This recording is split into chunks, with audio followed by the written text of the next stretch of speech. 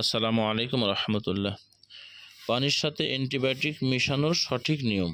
পানির সাথে অ্যান্টিবায়োটিক মেশানোর পর এর ধারণ ক্ষমতা থাকে 4 থেকে 5 ঘন্টা। আর ওই পানিটা যতক্ষণ পর্যন্ত পাখি খাবে ততক্ষণ পর্যন্ত পাখি সুস্থ বা ভালো থাকার সম্ভাবনা বেড়ে যায়। আর 4 থেকে 5 ঘন্টা পর হয়ে গেলে ওই পানি পাখি যখন খাবে, এই পানি খাওয়ার পরে তার সুস্থ এবং ভালো থাকার সম্ভাবনা অতটা থাকে না। বিধায় পানিতে ওষুধ মেশানোর 4 থেকে 5 ঘন্টা পার হয়ে গেলে আবার নতুন করে ওই পানি ফেলে দিয়ে নতুন করে ওই পাখির জন্য অ্যান্টিবায়োটিকযুক্ত পানি এবং ওই মেডিসিন পাখির সামনে দিতে হবে।